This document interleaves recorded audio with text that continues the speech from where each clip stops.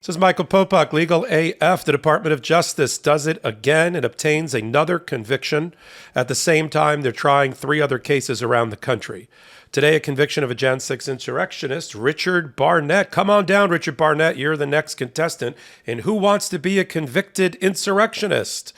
Richard Barnett, you may remember, was the guy that had the temerity to put up his legs and lean back and take a photo while he was on Nancy Pelosi's desk, write her a note, a lovely little note where he called her a B word, and then stole correspondence that was sitting on her desk and walked out with his stun gun or stun device at his side and a flag and started berating Capitol Police. Well, this numbnuts, this insurrectionist, was next up with the Department of Justice, who are simultaneously trying the case of the Oath Keepers and got another conviction today of 4 more Oath Keepers.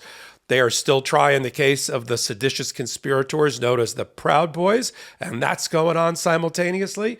They arrested earlier this week 3 active duty Marines and part of the military and the military intelligence community, if you can believe it, who, when they were sort of off duty, decided to storm the Capitol, putting aside court martials and a lifetime breaking rocks at Leavenworth. They're also now arrested for disorderly conduct and things worse than that, as the military tries to root out extremists. But today we have up one Mr. Richard Barnett. He's our newest and latest example from Arkansas. He's known for some reason as Big O, as in Big O Loser.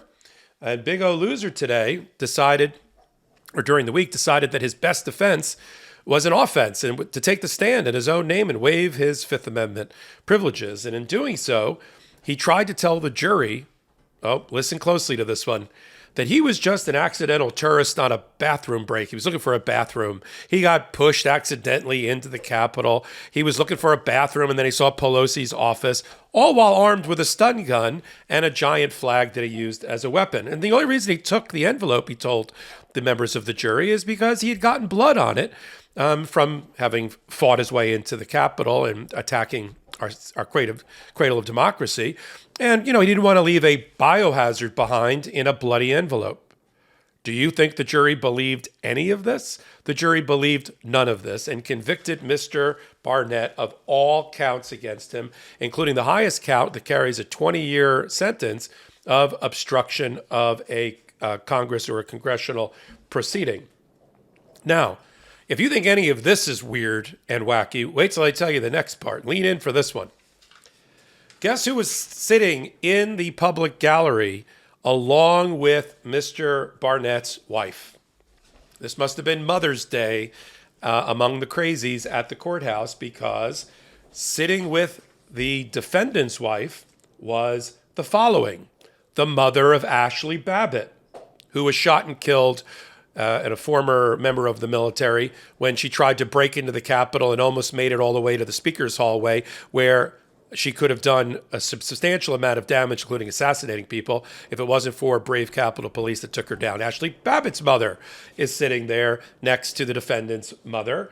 And as long as we're on mothers, Enrico Tarrio's mother, whose son is up the hallway in the same courthouse standing trial for seditious conspiracy himself. I guess she was bored with his trial, so she decided to go to the to watch the jury verdict return for Mr. Barnett.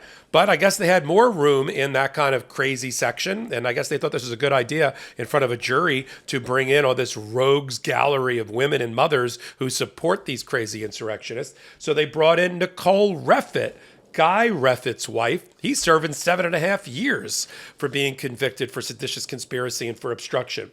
So you can't make this up. If you were making a movie, and in the movie, in the big courtroom scene, every movie, legal movie, has a big courtroom scene where there's jury and the prosecution and the defense, and the judge, some sort of judge from another show or a TV show you had forgotten they're still alive, but now they're the judge, that kind of thing. So that's all there. But if in the writing of that movie, the screenwriter said, and I'm going to bring in the mothers and wives and girlfriends of all the other infamous insurrectionists that have been convicted, and have them sit there waiting for the jury to return their verdict, people would say that is outlandish. Nobody will buy that. And who in their right mind would ever do that? But these people who are not in their right mind are also married to people not in their right mind. So they decided that this was a good thing. So Here's what we learned today so far. Department of Justice can walk and chew gum at the exact same time. Their little city of prosecutors and staff can do lots of things simultaneously, including prosecuting 900 people, taking 4 independent trials and have them be conducted simultaneously by 4 independent sets of prosecutors, all under Jack Smith, ultimately all under Merrick Garland.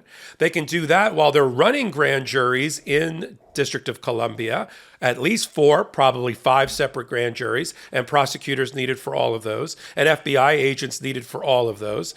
They can do all of that, and they can continue to make arrests. So anybody that participated in Jan 6th insurrection that's out there right now that thinks, whoosh, shoo, I'm lucky. 2 years have gone by. They haven't caught me yet, even though I'm all over social media being proud that day about participating in history. You're next, because the FBI is not done. They've been tied up for a little while. You may not have been on the first page of their to-do list, but they're coming for you.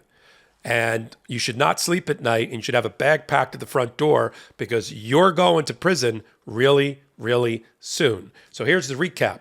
Richard Barnett testified in his own defense, thinking he'd somehow convinced the jury that he wasn't guilty. He called himself a effing idiot in front of the jury and said, that's what I'm guilty of, but that's not a crime. And the jury took one look at this guy and all the evidence against him, including the fact that he had a stun gun weapon, that he had a flag that he used as a weapon, that he broke into the Capitol, that he broke into the seat, the actual seat of Nancy Pelosi and her desk as the House Majority Leader. The Speaker of the House put his feet up on her desk, stole envelopes, official business from her desk, and left her a note calling her a biatch. And I'm not making this up, and he thought this jury was going to let him off. And of course, they have some sort of crazy playbook. I guess they'll talk about it while they're in jail, rotting away for 15 or 20 years and writing memoirs. But he took the same playbook at a Guy Reffitt's handbook, which is no surprise since the wife of Guy Reffitt was sitting next to his wife while the conviction came back. And that is, you go out on the front of the courthouse steps and you say, I'm going to appeal because that wasn't a jury of my peers. Those are all liberal people living in the District of Columbia. I presume he thinks that under the 6th Amendment, he gets to have an entire jury of Jan 6th insurrectionists and right-wing extremists and racists. And if he gets that, like if he gets like 12 members of the Ku Klux Klan, Proud Boys, mix in a couple of Oath Keepers, other people that marched on Charlottesville, then he'll walk out without a conviction. This is in his addled, flat earth brain of his. That's what we're dealing with. Fortunately, the Department of Justice, the judges, the jury think otherwise. Nobody has beaten the Department of Justice so far. No trial has gone badly for them. It's only been wins. Speaking of Donald Trump's famous phrase, tired of winning, I'll tell you who's tired of winning and not tired of winning, the Department of Justice, because all they do is win at trial. So if you're stupid enough not to take a plea bargain after being arrested, after being indicted, and you want to take this to trial, go look up the last 8 trials, make it 9 trials, and find out how well that went for everybody else. And if all you're looking for is some sort of martyrdom or publicity to have your wife or girlfriend or daughter or son or somebody sit next to the soon-to-be convicted person next to them like some sort of crazy daisy chain, go ahead.